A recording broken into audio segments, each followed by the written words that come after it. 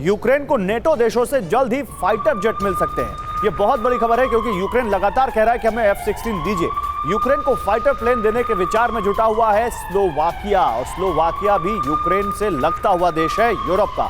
Slovakia अपने 10 MiG-29 Ukraine को देना चाहता है। स्लोवाकिया की हिमाकत से युद्ध और घातक हो सकता है क्योंकि अभी तक एयर पार नहीं है यूक्रेन के पास। अगर उनको ये फाइटर जेट्स मिलते हैं तो क्या ये रूस को और ज्यादा नुकसान पहुंचाएंगे? क्या ये वॉर और ज्यादा भीषण होगी? और क्या वो जो पूरी तरह से जो कन्वेंशनल डॉग फाइट्स या फिर मैनूवरिंग फाइटर जेट्स की, या जो हमने देखा है जिस तरह से एक पूरी बैच आती है फाइटर जेट्स की और वो बॉम्बार्डिंग करते हुए निकल जाती है, वैसे कोई बहुत बड़े एयर फाइट के विजुअल्स नहीं आए हैं। क्या वो कुछ होगा ये इस MiG-29 के इस बेड़े के मिलने के बाद? ये एक बड़ा सवाल है कि क्या फाइटर जेट्स मिलेंगे यूक्रेन को।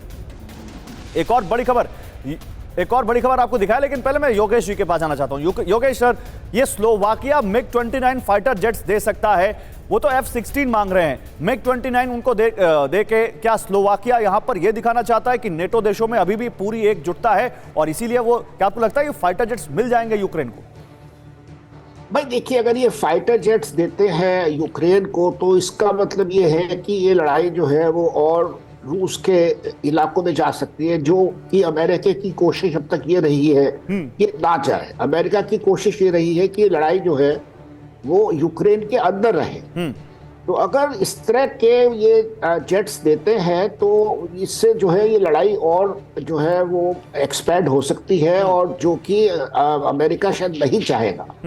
तो मुझे थोड़ा सा इसमें डाउट है कि ये अमेरिका से बिना या फिर ऐसा भी हो सकता है क्योंकि ये जो MiG-29 से, एवं श्रीवास्तव सर, क्योंकि सोवियत एरा के प्लेन्स हैं और यूक्रेन के जो फाइटर पायलट्स हैं वो ज्यादा ट्रेंड है इस तरह के प्लेन्स को उड़ाने में बजाय F-16 जैसी टेक्नोलॉजी को यूज करने में। और इससे पहले पोलैंड ने भी कहा था कि अगर अमेरिका मुझे अपने F-16 दे दे तो मैं इनको MiG-29 दे सकता हूँ। क्या आपको लगता है कि ये ज्यादा लॉजिकल लगता है? देखिए, MiG-29 में जहाँ तक यूक्रेनियन पायलट्स हैं वो उसमें ट्रेंड हैं, वो उसको फ्लाई करना जानते हैं, क्योंकि रशियन जो फ्लीट है उसमें उनको महारत है, वो कर सकते हैं और जल्दी से MiG-29 को अडॉप्ट कर लेंगे।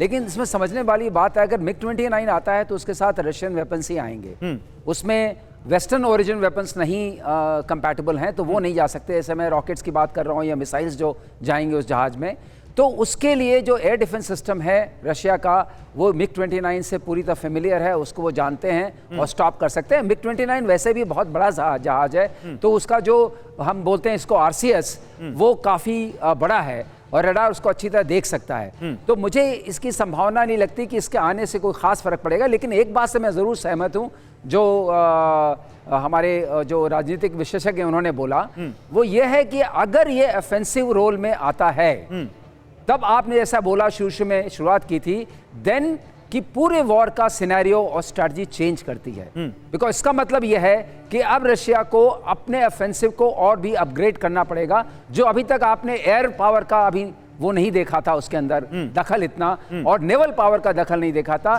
वो सब एक साथ सम्मिलित हो गया आएगा। तो ये मिलिट्री ऑपरेशन नहीं रह जाएगा, ये वॉर बन जाएगी, फुल फ्लैश वॉर बन जाएगी।